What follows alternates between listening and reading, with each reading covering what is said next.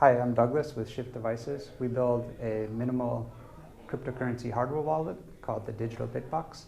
And the reason we do that is because we believe this is the safest way to store your cryptocurrencies. There's questions about why not just store it at trusted websites like exchanges or online wallets. And the problem is there's a long history of those exchanges and wallets being hacked. One of the most famous ones even resulted in a hack of about $500 million at the time. And so we live in a world where basically all of our computers, all of our mobile phones can be assumed hacked, also all the servers on the websites. And there's lots of examples of this and more coming out every day.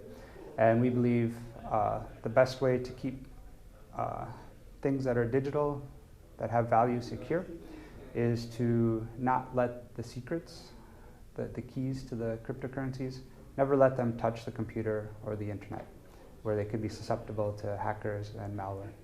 And so with our device, that's exactly what we do. So the biggest problems to solve to get to our final product, actually most of the software and the hardware, it's really just busy work. So you need a good idea.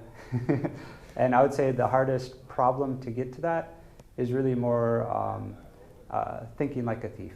So you need to think of every possible attack scenario and try to do the best you can to prevent it. And just interesting examples. It's not so obvious that there's published attack scenarios where people can use a microphone or electromagnetic detection devices, antennas, and they can actually get secrets out of microcontrollers using what's called side channels. So completely separate from what you would expect. And so all of these things, there's solutions to it, but you just need to be aware about it. And so that requires a lot of thinking, a lot of double checking, a lot of research, and getting the advice of experts and external audits. The Digital Bitbox, it has an SD card, and the reason for that is to do backups and recovery. So you don't need it to do normal operation of the device. So again, the idea is you never let the secrets touch the computer. So it's equally important that when you do a backup or recovery, you also never let them touch the computer. And we do that through the SD slot. And the idea then is you initialize the wallet one time, you take the SD card, and you put it somewhere safe. It's very important to keep those two things physically separate. If you have a lot of coins, then maybe you want to make a couple of backups and put them in different locations. And if you lose both the device and the backup, you're out of luck. So there's certain limits. We can't protect every scenario, but we try to do the best we can. And if you lose the Digital Bitbox itself, you can recover with the backup. Okay, and if you lose the SD card as a backup, you still could have it on a PDF, for example, printed it out? Or You could print it out, yeah, exactly. You could also create a new backup as long as you have your Digital Bitbox and your password. The Digital Bitbox really is, you could consider it a general purpose cryptographic device. And so it could be applied to anything that you use cryptography for. And so there's more and more concern, I guess, in the public about privacy and security. And encryption is a solution to these answers. Encrypting your data, password access to websites or online banking. Different governments around the world are pushing to have their citizens also have electronic IDs. This might be something even more valuable than money. And so stuff like this, anything basically digital that has value can be protected with devices like ours. But everyone will have a digital key in their pocket. And so just like you use a key to enter your house, you lock your apartment door, maybe you have things valuable inside. In the future, there's going to be more and more value put online, and maybe even more so than what you have in your house. And so we think it's a natural evolution that you're going to need a key in your pocket for your digital world also. So with Shiftdevices, we tried to avoid investor money as long as we could. We ran into a problem where we didn't have enough money to buy supply to meet demand, which is a good problem. And so we ended up recently taking a small seed round from a group of local Swiss investors, including Stefan Heitmann. And in the future, we're interested in growing our company more And as the need requires, we will also look into venture rounds. So we are an ETH spinoff, ETH Zurich University. We're actually in Basel instead of Zurich, but we're moving the company to Zurich.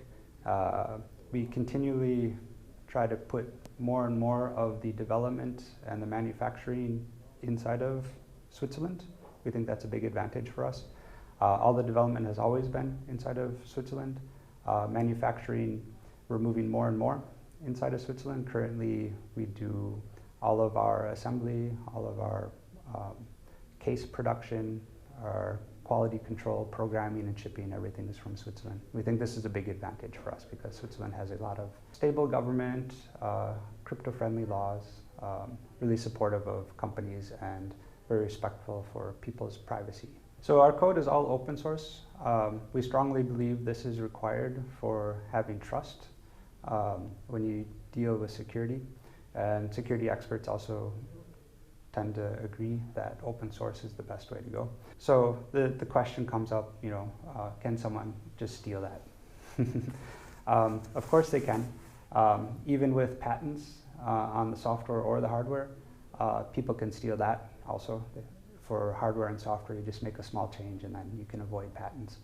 So for us, that's not really the right way to go. The best value we can offer is the reputation we have and the skills that we have in our team.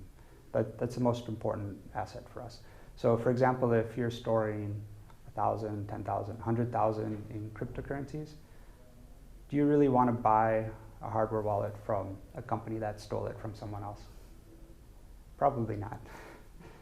And when you're dealing with those values, if someone sells a hardware wallet for half the price, it really doesn't make a big difference.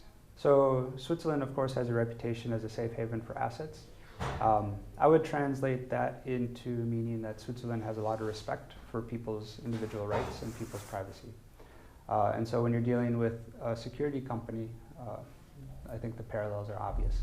And so Switzerland gives us a lot of advantages in terms of reputation, but that reputation is founded in facts. So the stable government, crypto-friendly laws, the regulators in Switzerland are very, very open, very accepting, very understanding for cryptocurrencies and blockchain technology in general. So it's a really great environment here for having a company. So we joined the F10 Accelerator program 6 months ago now, and it's been a great experience. So when we entered, we were, I guess, only 2 tech guys, and so we had, not a lot of business skills, let's put it that way. And so with F10, we've really grown in that respect. They've also helped us identify our weaknesses, and so we've been able to get other people on board to really fill out our business skills. And so right now we have a team of 7 people. Thanks a lot in part to F10 helping us grow.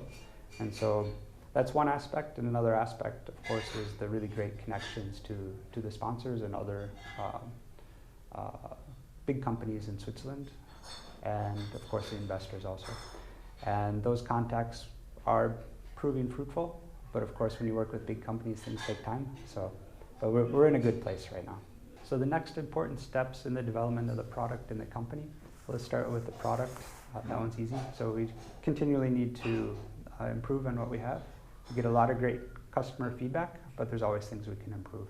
So we are currently overhauling our desktop app to make it a lot simpler to use and also a lot simpler to expand it to other features and other cryptocurrencies to make it easier to add.